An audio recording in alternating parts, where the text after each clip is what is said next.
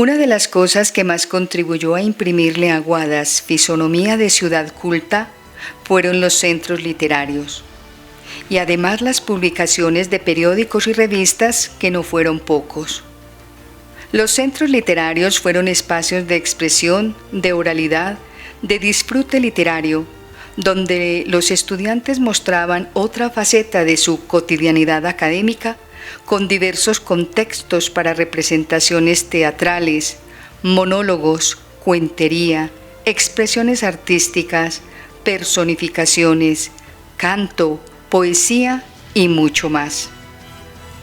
Dentro de la materia de español se conformaron numerosos grupos que se destacaron en Aguadas en otras épocas, como el Centro Literario Rufino José Cuervo y el más recordado, el Centro Literario Atenas, fundado en 1931, dirigido por don Benicio Peláez, que se caracterizó por dedicarse a la pluma, imprimiendo periódicos o boletines con información de lo que venía ocurriendo, no solamente en el municipio, sino en el país.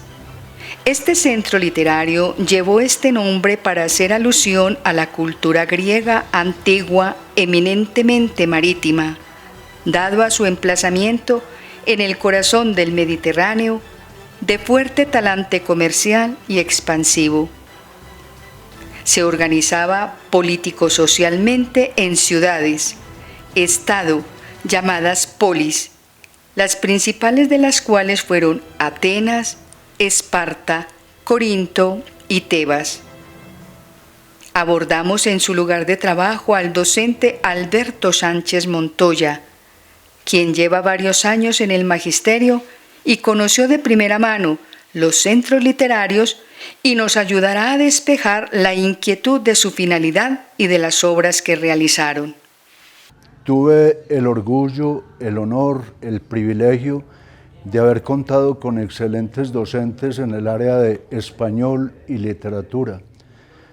Don Antonio Orozco Candamil, quien posteriormente fuera fundador de la Casa de la Cultura. Don Héctor Echeverri. Efectivamente, en las clases de castellano se realizaban los centros literarios, un verdadero espacio de aprendizaje para todos los estudiantes. En ellos teníamos la oportunidad de demostrar habilidades en danza, canto, poesía, y muchos de los centros literarios eran dedicados a estudiar a profundidad algunos de los hechos históricos relacionados con la literatura o a profundidad el conocimiento de algunos de los autores que inspiraban esas fechas, como el Día del Idioma. Se trató mucho de Marco Fidel Suárez, de Shakespeare, y realmente son momentos inolvidables. Creo que los procesos de lectura, de escritura, los debemos mucho a esos espacios tan lindos que se brindaban en las clases de español. Los mismos estudiantes, organizados como en especie de juntas directivas, eran quienes designaban los responsables de cada una de las actividades que se iban a realizar. El público pues era el mismo grupo y el grupo paralelo, porque por decir algo, en el último grado, que en ese entonces era sexto de bachillerato, pues asistía a un grado a ver el centro literario del otro y luego nos rotábamos. Realmente en ese tiempo sin hablarse de competencias laborales generales, allí se promovían con un propósito inmenso, y era el posibilitar la buena formación académica, intelectual, literaria y lingüística de los estudiantes. Como le digo, cuando había alguna efemérides especial, se tomaba como foco, como centro, algún escritor, sea nacional o de literatura universal, y alrededor de él giraba todo el programa en cuanto a sus obras, en cuanto a si eran poetas, la declamación de algunas de sus poesías, el aprendizaje de las mismas, exposición de los textos o libros u obras literarias de ese autor. Era muy completo y dejaba mucho conocimiento.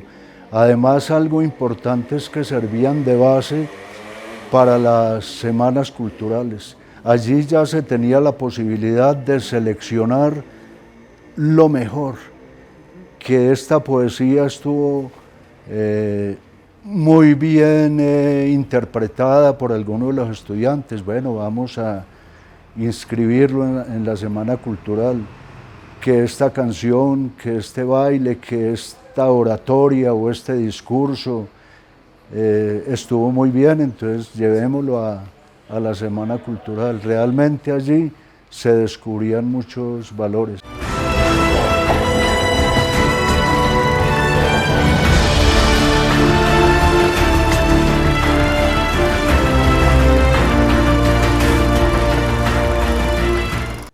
Esta noche, amables televidentes, abordaremos un interesante tema que fue contado el 28 de abril del año 2014 y que llamamos precisamente Curiosidades para recordar, donde se recopilaron algunos datos de momentos y situaciones especiales vividas en Aguadas y que vale la pena traer al presente.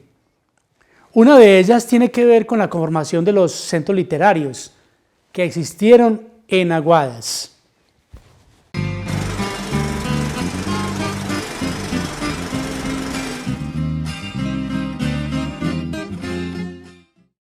Centro Literario Atenas fue un afamado grupo de intelectuales aguadeños que se reunían para buscar el bienestar de la comunidad en diferentes campos. La ornamentación de los parques en Aguadas fue una de sus metas. Incluso pusieron en circulación un famoso periódico informativo que llevaría su nombre, el Centro Literario Atenas. Dentro de las finalidades de un centro literario está el permitir que todos los estudiantes lean individualmente obras reconocidas de la literatura universal, para que después colectivamente se haga en clase la socialización de lo leído. Esta metodología era mucho más efectiva porque se hacía en forma de debate, mesa redonda, foro y otras formas de discusión grupal. Así se comprobaba que todos habían leído la obra y elaborado el respectivo análisis literario. Muchos estudiantes del ayer recuerdan anécdotas y vivencias que con el pasar de los años aún se conservan con alegría. Entre ellos, los alumnos del grado segundo A de 1962, hoy séptimo. De este segundo grupo salieron grandes servidores y profesionales para Aguadas tiempo después. Alumno segundo A del año 1962. Su director fue un famoso maestro de historia, don Reinaldo Salazar Silva. Fotografía en el antiguo colegio Francisco Montoya, hoy Roberto Peláez.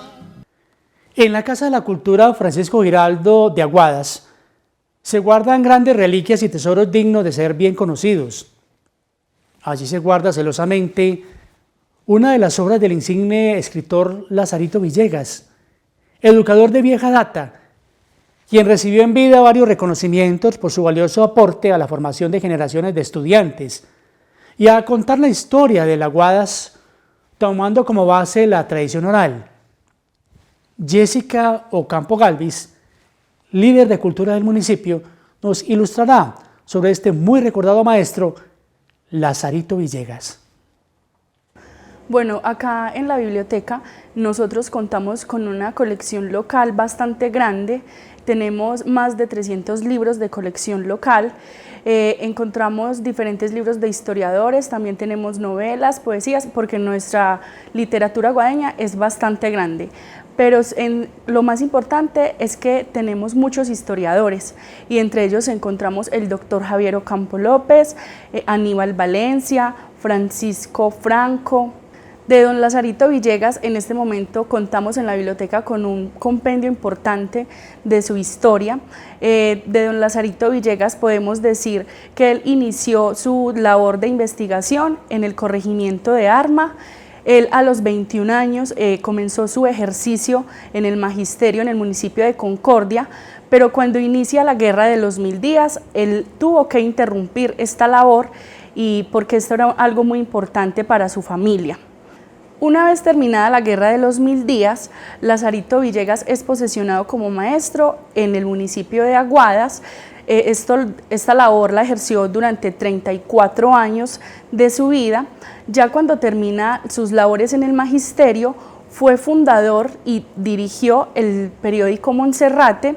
También dirigió el periódico El Progreso. Este era un órgano informativo para toda la comunidad aguadeña. La Biblioteca Pública Javier Ocampo tiene una colección muy grande, como se los había dicho, para que ustedes vengan y se enriquezcan y conozcan nuestra historia. Esto siempre será muy importante. Nosotros en el encuentro de escritores hemos tratado de rescatar esos autores y esas personas que le han dado un renombre a nuestro municipio a través de las letras. Condecoración a Lazarito Villegas. El hoy Colegio Roberto Peláez fue en su momento Escuela Lázaro Villegas, un ilustre maestro que incluso escribió algo sobre la historia de Aguadas.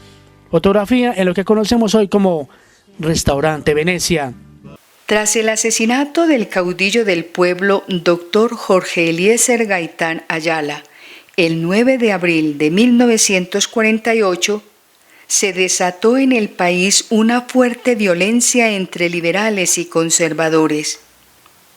Aguadas no fue la excepción, ya que el alcalde del momento decretó que todo liberal que empuñara una bandera roja con una cinta negra en son de duelo por la muerte de Gaitán sería arrestado. Fueron tanto los infractores que los calabozos ubicados en el Palacio Municipal y la misma cárcel no dieron abasto para cumplir tales menesteres. Por tal motivo, tuvo que habilitarse la Escuela Santa Teresita como cárcel, aunque fue por poco tiempo. Recogimos el testimonio de José Ángel Giraldo Ríos, quien nos habló de los viejos recuerdos que llegan a su memoria con los antiguos calabozos en el Palacio Municipal y de las obras que pudo realizar en los 7 años que estuvo como director de la cárcel de Aguadas, que fue, entre otras cosas, escuela municipal. A ver, yo me desempeñé en el año 75 como oficial mayor de la Prisión Segunda Municipal de Policía, cuando era inspector el señor don Javier Martínez. Y recuerdo que, sí, pues, cuando era entonces las inspecciones tenían funciones jurisdiccionales, y se condenaba gente. Y recuerdo que los reos los traían desde los calabozos que quedaban en el Palacio Municipal y los llevaban hacia la cárcel municipal del municipio de Aguadas. No sé si el director era el señor Pacho Flores Marín. Yo fui nombrado el 19 de febrero del año 2013, por cuando la doctora Mónica Sánchez había sido trasladada para Jericó, Antioquia. Ahí laboré hasta el 5 de noviembre del año 2020. ¿Qué le dejan a usted esos 7 años de estar al frente de este lugar? Que recibí una institución, un inmueble como muy precario, con muchas falencias, muchas deficiencias en infraestructura, y entonces se logró hacer muchas obras, entre ellas adaptar nuevas celdas, construir nuevas celdas, retechar la cárcel que se estaba cayendo, hacer una reestructuración total de la parte interna del cableado eléctrico, lo mismo que una buena rancho, como se dice, o cocina del establecimiento, al igual que también se consiguió una buena planta eléctrica de 15 kilovatios, con ayuda del gobierno departamental, una motocicleta, al igual que una panel que no teníamos para transportar nuestros internos. Y ya como última medida, en Bocalda nos colaboró con un hidrante ya, pues, sí se puede decir, pegaditos de la cárcel. Porque el temor es mío, porque la cárcel, como todo el mundo sabe, es una construcción de tapibareque muy antigua, según los anales, como construida en 1870, entonces podría ser presa fácil de un incendio. Entonces ya con este hidrante ahí pegado al pie de la entrada de la cárcel, ya le da a uno como más fresquito, más respiro de tranquilidad en caso de un siniestro. Cuando una persona, digamos, es sujeto de reo, el Estado tiene que brindarle todas las garantías, porque al cabo es un ser humano que es digno, entonces tiene que brindar todas las garantías al máximo posible para que no se le viole los derechos constitucionales, como por decir algo, el hacinamiento, salud, alimentación. Entonces es un deber del Estado Social de Derecho, si el reo está en contra del Estado, es que el Estado le dé todas las garantías, tanto procesales como administrativas, para poder purgar una pena dignamente por ser un ser humano. En unos anales que hacía, no sé si fue don Aníbal Valencia, contaba que en un tiempo en la cárcel Las Mercedes, aunque para el IMPEC es conocida como La Cuadrada, como que hubo una primera fuga que es relatada, que entraron como unas señoras a visitar a un interno, y entonces como que no se constataron que a la salida un interno se había disfrazado también de señora, y entonces se presentó, creo que la primera fuga. Creo que ese historiador don Aníbal Valencia el que contaba esta situación, que contaba esta anécdota. Don Aníbal Valencia. ¿Y la escuela Santa Teresita también en ese momento fue habilitada como cárcel? Sí. Lo que sí es que, digamos, este señor don Hernando Jaramillo, que es, digamos, un señor aquí muy conocido de Aguadas, él sí me contó, ahora para unos 2 meses, que en su niñez él fue alumno que allá donde ocupa la cárcel actualmente, en la parte superior, era una escuela, y que él estudió ahí. Me parece que creo que el director era un señor de Ortúa, según, no recuerdo bien, él me contó la historia. Y que en la parte inferior es que era la cárcel, porque él recuerda que como que hubo un insuceso, como que se perdieron unas balas, unas municiones, y él como que las encontró por allá metidas en un hueco, y que él estaba viendo un problema siendo un niño, pero sí recuerda que eso fue habilitado en la parte inferior como cárcel municipal.